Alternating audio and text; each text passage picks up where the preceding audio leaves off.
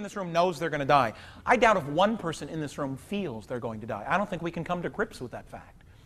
But it is something you think about a lot. You ever watch movies from the 30s and think to yourself, geez, everybody in this movie is dead now. I watch movies from the 70s and I think, geez, all of the dogs in this movie are dead now. I think it's weird that we're all going to be dead someday, and I think everybody in this room tries somehow to reach beyond their death. A lot of people seek immortality through religion. You know, that's the big one. You believe in God, and though your body may pass, your spirit, the essence of you, will ascend into the heavens where it will dwell for eternity. That's a neat program. I wish I could sign up, but I can't. The person I am, this thing in here, could never make that leap of faith. And I was what? I was 8 years old when that first dawned on me. I was sitting in the basement of the Woodvillage Baptist Church when our Sunday school teacher said the oddest thing. Very nonchalantly, she threw this in, and then Jesus changed the water into wine. And I raised my hand and said, how? She said, well, Ricky, it's a miracle. You know, God can do anything. You have to believe that to get to heaven. And I couldn't believe it. I couldn't even believe that other people believed it. What I believed in at 8 is what I believe in at 39, science. I think that things are explainable. Will you show me any kind of scientific principle that even comes close to explaining the changing of water into wine? Some sort of Chardonnayization process, you know. And religion actually had a much bigger strike against it when I was a kid. My brother Mike. Mike is the most annoyingly religious person I've ever met. Mike truly believes that all Jewish people will burn in hell. He believes that women belong in the home. He believes that homosexuality is a disease. Yeah, Mike's the kind of guy that has to talk to God because nobody else can stand him. And things came to a head between Mike and me. This would be 2 years ago, Thanksgiving 1989. Mom lives in Fairview now, and we're all at her house outside of Portland in Fairview, gathered around the food, which is growing cold as Mike prays over it. And 8 heads are bowed, mine's not. I'm staring out the back window. And Mike later accused me of, as he put it, breaking the prayer chain. You know, like what kind of God would look down and because one member of the family is not praying would just screw them all? Well, the hell with that family. And at the end of this prayer, and this was so atypical of Mike, this was unlike Mike to do this, because he's fairly soft-spoken. But at the end of his prayer, he lost it. And he just tore into me. He goes, you know, Ricky, I'm really getting annoyed with you. You know what I'm starting to think? Look at me. I'm starting to think that you're not going to go to heaven. And I lean toward him very calmly. I go, Mike, I don't want to go to heaven. You know why? You're going to be there. Yeah. He is so exasperating. You know that feeling? You ever been awakened early in the morning by a Jehovah's Witness? You're walking downtown, you're accosted by a crazy street preacher with a megaphone. You turn on the TV, there's Tammy Baker. Jerry Falwell, that Reverend Scott guy that never sleeps. You know. Has it ever dawned on you that heaven might be a very annoying place? I'll tell you, the big fear in my life is that I have a son who as a teenager rebels against me by becoming devoutly religious. I would hate that.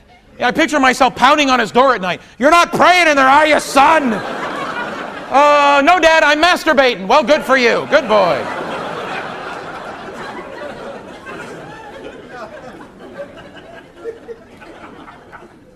There are 380 people in this room right now. Somebody has to be offended by this time.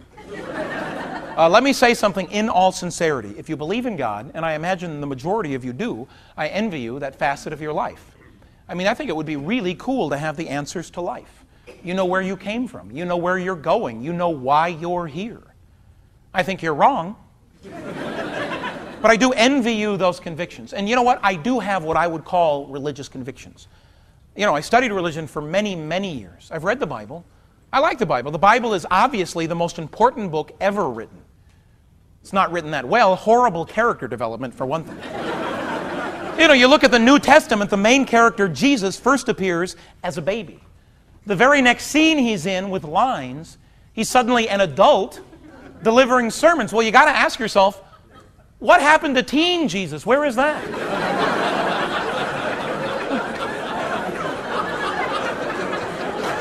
I have a theory. I think they avoided this part of his life because he was a problem kid. I mean, he has to be a little spoiled. Imagine you were 13 years old, okay? You showed up at the father-son picnic, with God.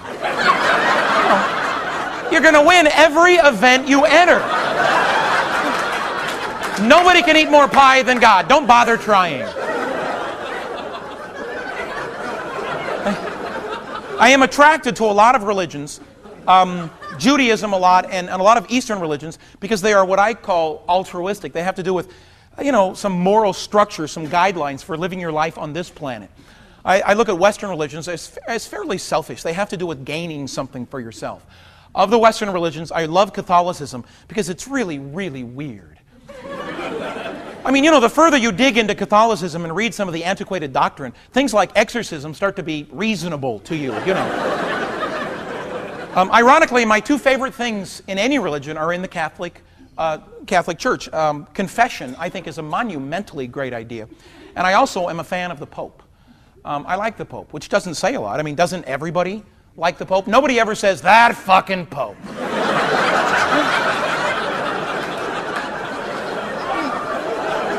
You never flip through the paper and suddenly go, pointy-headed bastard. I saw the Pope when he was in the country about 4 years ago in San Francisco, and I was excited to see him and very disappointed because I'm on Geary Boulevard, 120,000 people, the Pope's coming, I'm excited. He was a little late, which didn't bother me that much. What bothered me, he went by too fast, I thought, and plus, he was in some thing so you couldn't see him. He's in that Pope phone booth, whatever it is. Well, who cares? You know what might have impressed me a little bit? Fill the booth with water. Tie the Pope's hands behind his back. Give him like a mile to work his way out of that thing. Let him show off his Pope stuff, whatever.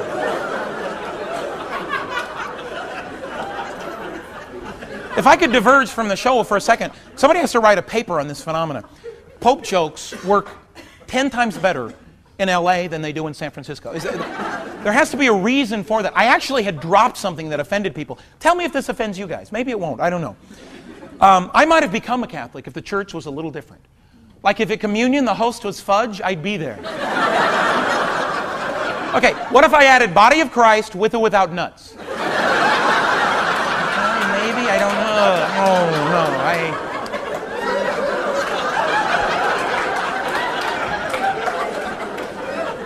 Body of Christ with or without nuts is the funniest thing I have ever said in my life.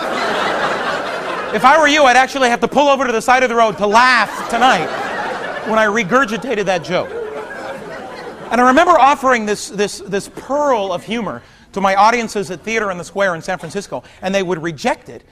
And I remember just drawing inward and thinking, they're so wrong.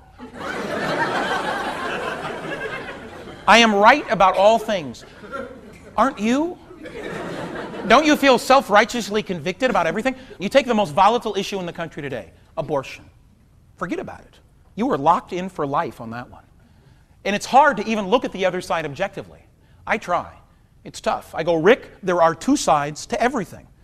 On one side of the abortion issue, there are people that believe that a woman has the right to decide what happens to her own body.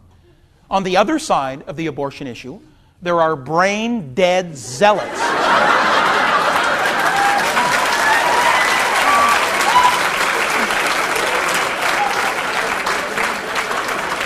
Who's to say who's right? Far be it from me to judge.